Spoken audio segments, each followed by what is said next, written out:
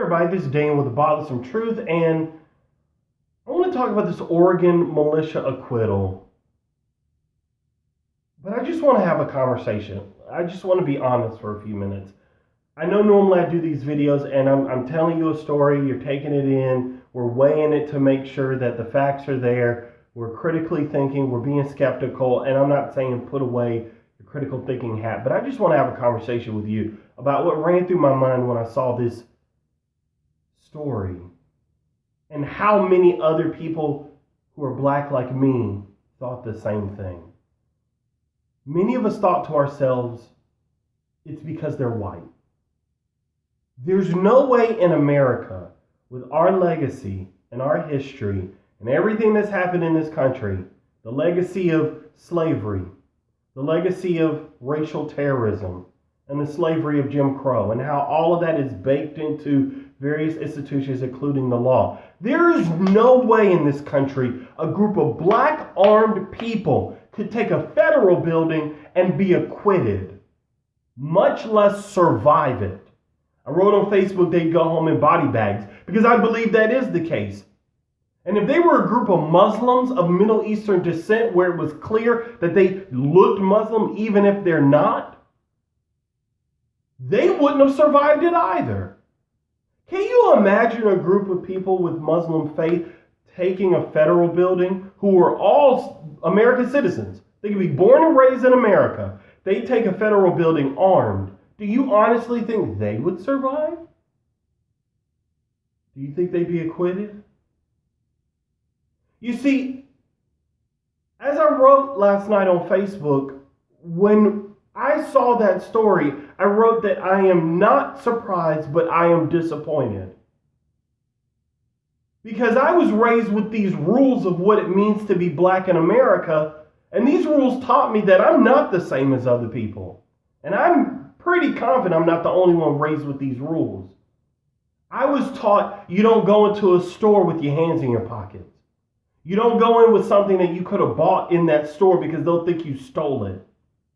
Don't go into a store without money. Always be polite to the police officer because you never know what could happen. All these things taught me that I had to be aware of the fact that I was different. And that the rules didn't apply to me like they apply to everyone else. And there are some of you who are going to watch this video and you're going to think that America's the same for everybody. That there is a such thing as liberty and justice for all. That all men are created equal, endowed by our Creator. And while those are noble aspirations that we fight for in this country, and while things have gotten better, none of those statements are true. None of them. They have never been true either. We strive for them and we have made progress because many of us want America to be better and we want a better country for our kids than the one we had. But we cannot lie and deceive ourselves or others that there is a such thing as liberty for all in this country. Or that there is justice for all. Or that we are all equal or created equal or whatever that exact phrasing means, whether you're religious or not. We're not. And this case is another reminder to black people that we are not on the same level as other folk. Not only is it a reminder, it's like a stab in the back in the same wound. Because it just reminds you, see? You're not like them. See? Doesn't quite apply to you the same way as it does them.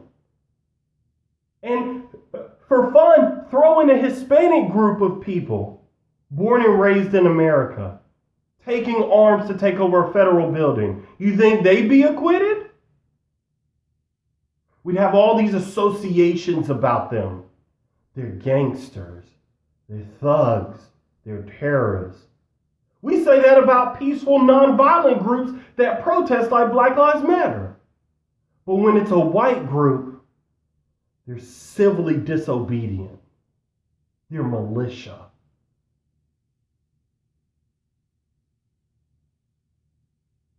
I know a lot of black people who heard this story, saw this story, and said, well, I'm not surprised. Like, what did you expect? And that's a problem too.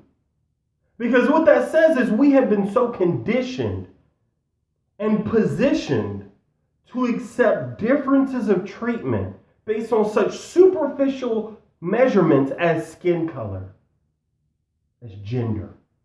And I say superficial because these things should not influence how we treat one another when it comes to basic human rights. But they do. And I see that story. And I honestly think, oh, it must be nice to be white. Because if you have enough money and know enough people, you could get away with quite a bit.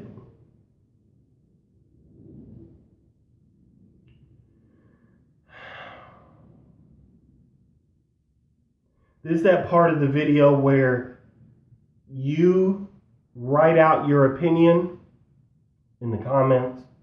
You click like or dislike depending on how you feel about the video. You share it if it captured something about your feelings that you want to share with other people. I leave it to you because I don't know what to say next. But as a black man in this country, it seems that every so often there's a reminder to me that I'm not on equal footing with other people. And it's not due to work ethic. It's not due to effort. It's not due to my willful conscious decisions.